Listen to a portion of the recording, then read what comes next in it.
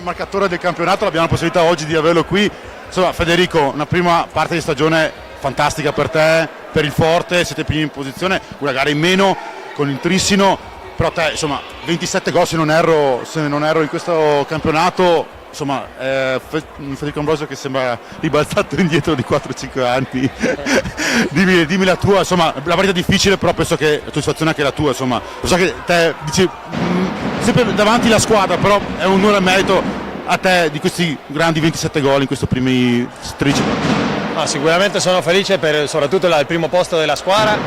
credo che abbiamo anche il miglior portiere, avere il miglior attaccante, ma non perché sono io, ma perché c'è la squadra, vuol dire che segna, che va in porta, che a me e i miei compagni mi servono, perché nel mio ruolo se non c'è una squadra come quella che ho io è difficilissimo segnare. Felicissimo perché il lavoro di mesi e mesi di impegno ogni giorno, ci manca una per finire la primo girone prima in classifica, quindi ci prendiamo queste ferie, come dici tu, orgogliosi del lavoro fatto, dopo una vittoria contro una squadra fortissima, organizzatissima, che è da 2 o 3 anni che dimostra di essere a grandi livelli. Dobbiamo continuare per la nostra strada lavorando, niente, felice, orgoglioso, godiamoci queste feste per riprendere con più voglia di sempre.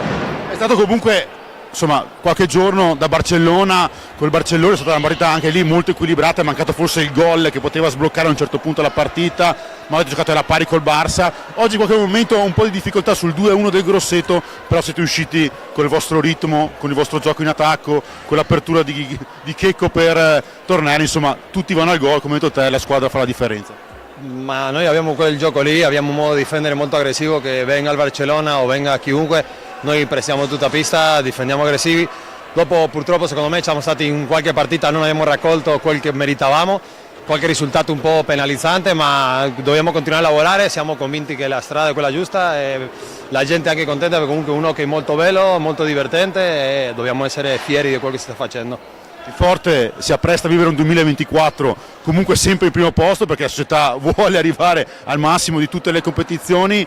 però insomma c'è bisogno anche del pubblico, ma anche insomma, la squadra che sia tutta bella compatta per una seconda parte di stagione a vedere il Forte sempre davanti. Sì, queste cose non vengono per caso, la gente viene molto più spesso, ogni volta c'è di più, siamo felicissimi e ci dà una carica in più, quindi sono contento e li invito a continuare a venire così. Cercheremo di dare delle vittorie, di dare spettacolo per loro,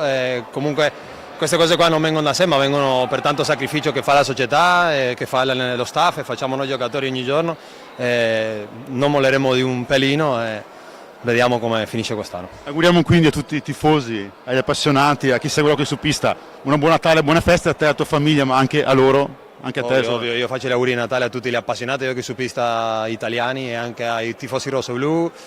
Buone feste e ci rivediamo qui al Palazzetto nel 2024 con più voglia che di quest'anno. Grazie Fede, bocca al lupo e buon anno. Auguri Fede. Insomma,